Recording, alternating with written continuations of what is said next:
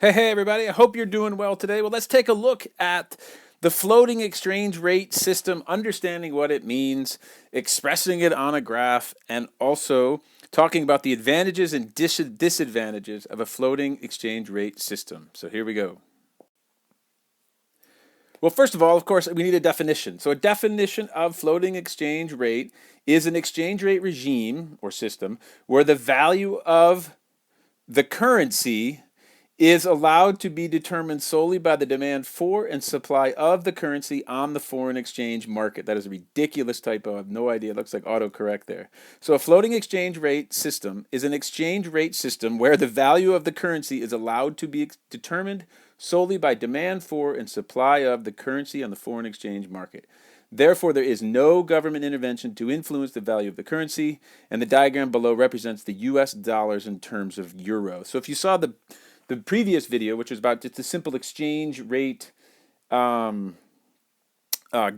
this is it right here, right? What do we have? We have the price of what market? This is the price of dollars, right, in terms of euros. So dollars is like the good. And like if this were pens, right? This would be the price of pens in euros.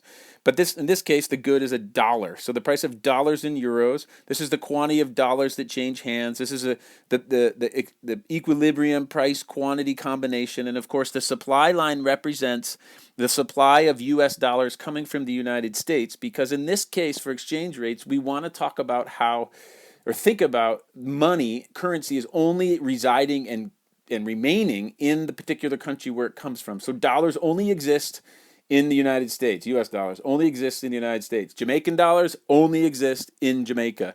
Chilean pesos only exist in Chile, right? And then what's going to be represented, because we're dealing with euros, is the demand of the dollar from wherever those euros come from. In this case, from the European Union. Okay, so that's what this graph says. It says that this is the supply of dollars coming from the United States, and this is the demand of Europeans for that dollar. Okay, and we also say that the value of the currency rises. If the value of the currency rises in a floating exchange rate system, we say that there's an appreciation of the value of the currency. And if the value of the currency falls, we say there is a depreciation of the value. And appreciation and depreciation are used exclusively with the floating exchange rate regime, as opposed to the words revaluation and devaluation, which affect just the fixed or pegged exchange rate system. Okay, so let's take an example here where we're talking about the market for U.S. dollars in terms of euros, right? So we have the price of U.S. dollars in euros, the quantity of U.S. dollars, and this is an example of what would happen if all of a sudden Europeans, because they're coming from the European Union, were to demand more U.S. dollars. What would happen to the value of the dollar? Well, if the demand curve moves outward, right, what's going to happen? That's going to be an increase in the price of the dollars in terms of euros. So the dollar would go from zero point 0.8 euros, right, up to 1 euro. And then the quantity, of course, demanded in the marketplace would also expand out to Q2, and there could be a Q2 there, right? So just like any market for any good, this could be corn, the market for corn expressed in euros. You would have the price of corn, and if all of a sudden people started demanding more corn, the price of the corn would go up. Well, all we're doing here is changing the good from corn to dollars. We're still expressing it in the prices in euros, and the price of the dollar is going to go up, but it's 1 euro now to buy $1. Okay, because the demand for dollars has gone up. Same exact market forces as with a regular microeconomic diagram. Okay, so now let's take that same scenario. Over here, we have market for US dollars, right? This is the exact same graph we just looked at. Here is the price of dollars after the shift in demand out to 1 euro for every dollar, up from 0.8 euros for every dollar. But here's the trick with exchange rates, because in a floating exchange rate system, if you are increasing the demand of one currency, you're exchanging that currency for another currency. In this case, these are people from the European Union, and as we talked about, we're going to pretend like euros only exist in the European Union. So what are the Europeans trading in order to buy more dollars? Well, they are trading euros. So whenever there's an increase in demand of one currency, what's going to happen is that there's going to be an increase of supply of the currency being exchanged for the new currency. So let me say that again. Or maybe it's best backwards. If you're a European and you're going, man, I would really love to buy a sweet new North Face jacket for my girlfriend for Christmas. But the thing is that North Face jackets are priced in dollars. So you're a European and you're in Europe and you're going, man, I have to buy some dollars. So you exchange your euros. So you put your euros out onto the marketplace in order to buy what? Dollars. And that means that the demand for dollars is going to go up, but so is the supply of euros because you're providing, how much is a North Face jacket? 250 euros, right? And you're changing it over to the equivalent in dollars so you can buy your North Face jacket. So the supply of euros is going up at the same time demand for dollars is going up. And so every time that you see a currency transaction, there is the currency that is being purchased is being demanded more, but that currency that they're exchanging in order to buy the new currency is going out onto the market and their sort of supply is going out. So by buying the North Face jacket, if you're a European, you are going to lead to a depreciation of the price of the euro and lead to an appreciation of the price of the dollar. And of course, this whole thing could be reversed around, right? So, but I want you to stay with that one particular idea because it's important that you understand that relationship. As you increase the supply of one currency, it's implied that you are increasing the demand for another currency. Or another way of thinking of it, maybe this is easier, as the demand for one currency goes up, in this case dollars, and it's priced in euros, that means there are more euros now available in the marketplace, so supply of euros is going to go out. Okay.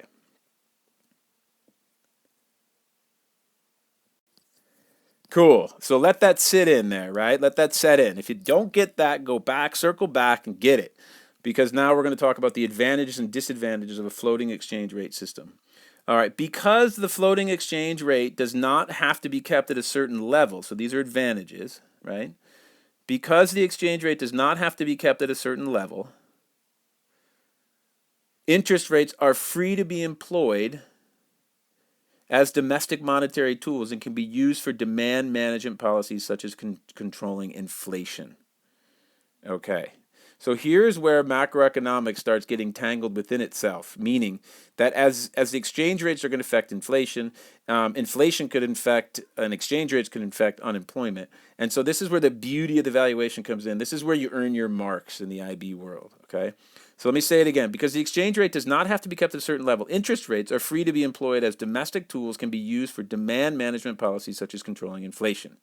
That is number one. Number two, in theory, the floating exchange rate should adjust itself in order to keep the current accounts balanced. So this isn't going to make much sense unless you understand the balance of payments, which in our course companion is the next chapter. But for example, if there's a current account deficit, then the demand for the currency is low, since export sales are relatively low and the supply of the currency is high, since demand for imports is relatively high.